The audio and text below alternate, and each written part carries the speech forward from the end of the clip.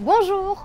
Vous vous êtes déjà demandé comment réagir dans une voiture face à une route inondée? Je me suis posé la question et j'ai rencontré Boris qui m'a proposé une mise en situation dans une voiture sur une route inondée.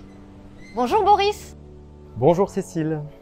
Décrivez-nous l'expérience, où sommes-nous? Vous êtes dans votre voiture, il pleut très fort, nous sommes en vigilance orange ou rouge, pluie, inondation ou crue, et vous vous engagez sur une route inondée. Mais pourquoi je m'engagerais sur une route inondée?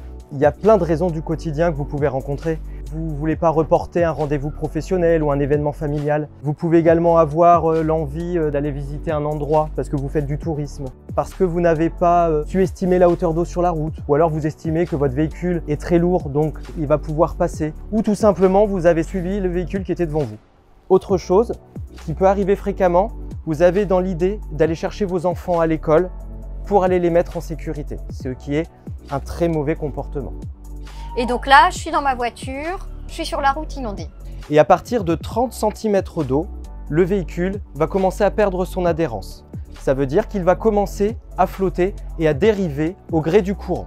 Dès 30 cm? Dès 30 cm. C'est très peu, je pensais que c'était beaucoup plus. Et c'est valable quasiment pour tous les véhicules, qu'on ait des petits véhicules ou des gros véhicules type SUV ou 4x4. Je vais d'abord faire la simulation avec 30 cm d'eau sur la route. Ça correspond à 10 cm d'eau sur la porte. Pourquoi? Entre le bas de la porte et le sol et la route, vous allez avoir 20 cm. Donc virtuellement, on va appliquer 10 cm d'eau sur la porte. Et là, je vous invite à pousser la porte de façon à ce que vous puissiez prendre conscience du poids de l'eau qui s'exerce sur la porte. Ok, donc l'eau est à 10 cm dans la voiture, 30 cm à l'extérieur. Exactement. Et j'essaye de sortir. Ok. Très bien. C'est un peu dur, mais j'y arrive. Mais vous y arrivez. Ok. C'est parfait. Vous avez pris conscience qu'il fallait sortir du véhicule, sauf que le niveau d'eau a augmenté et vous êtes maintenant à 20 cm. Donc 20 cm à l'extérieur du véhicule. C'est 40 cm dans la rue. D'accord. Je vous invite à refaire la simulation. Vous Alors pouvez là, mettre les pieds sur la porte puisqu'il faut vraiment sortir du véhicule pour aller se mettre en sécurité. C'est plus compliqué là.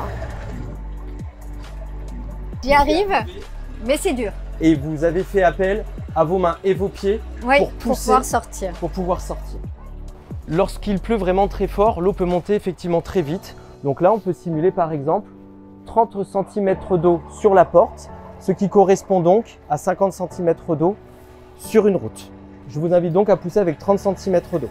Alors, j'essaye avec les pieds, j'y arrive pas. Ah, c'est dur, hein. Et là, vous n'y arrivez pas. Non, j'y arrive pas. Par conséquent, vous vous retrouvez en situation de blocage. Il va falloir essayer de sortir du véhicule le plus rapidement possible pour aller vous mettre en sécurité. Faut que j'arrive à briser la vitre. Mais la question que je me pose, c'est comment? D'après vous, qu'est-ce que vous pouvez avoir dans un véhicule qui peut être utilisé pour casser une vitre de voiture? L'appui-tête? Exactement. Cet appui-tête compose toujours 2 tiges en métal qui vont pouvoir vous permettre de taper sur la vitre et d'essayer de la casser. Sur une vitre, les zones de fragilité vont être sur les angles et près du rétroviseur. Et il vaut mieux privilégier près du rétroviseur parce que dès que vous allez commencer à casser la vitre, vous allez avoir des débris de verre, donc autant éviter de vous les avoir dans le visage. Donc vers le rétroviseur. Vous tapez jusqu'à casser la vitre. Et ensuite, dès que vous aurez commencé à avoir vraiment des fissures qui se seront faites, vous pourrez prendre le revers du repose-tête et vous allez pouvoir finir de taper sur la vitre. Je finis et comme ça, j'enlève tout le verre pour pouvoir sortir en sécurité et pas me couper. Exactement. Est-ce que vous connaissez aujourd'hui d'autres dispositifs vous permettant de briser la vitre? Peut-être un marteau brise-vitre? Exactement. Ok. C'est le genre de marteau que l'on peut trouver dans des bus par exemple. Donc là, il y a des modèles un petit peu plus grands, des modèles un petit peu plus petits.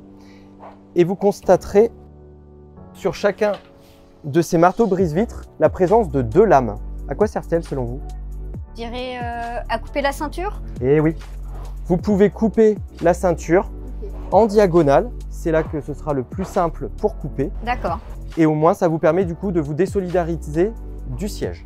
Si vous trouvez que ces dispositifs sont un peu volumineux, Il existe un autre dispositif un peu plus petit, le brise-vitre de voiture, qui de surcroît est quand même plus simple à avoir sur soi, puisqu'on peut tout à fait le mettre par exemple au trousseau de clés de la voiture.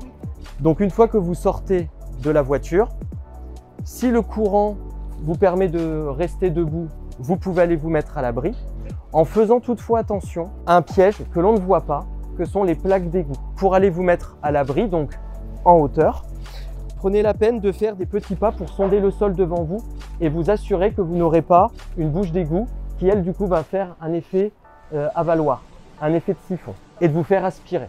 Si le courant est trop fort, essayez en priorité de vous mettre sur le toit. Et là, vous vous signalez de façon à ce qu'on vienne vous porter secours. Mais attention, si le courant est trop fort, le véhicule risque de chavirer et éventuellement, si le niveau d'eau a continué de monter, étant donné que vous avez cassé la vitre, le véhicule risque à terme peut-être de couler également.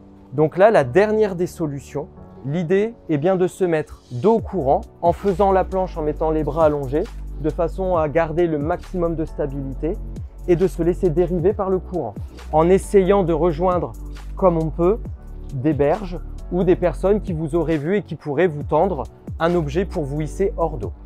Néanmoins, toute cette configuration ne serait pas celle qu'on vous a décrite si vous ne vous étiez pas engagé sur une route inondée. C'est très important. En cas de vigilance orange ou rouge, des consignes sont données par les autorités. Il faut les respecter.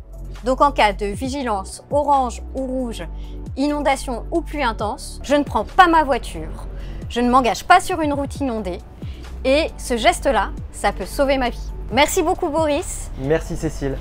À bientôt.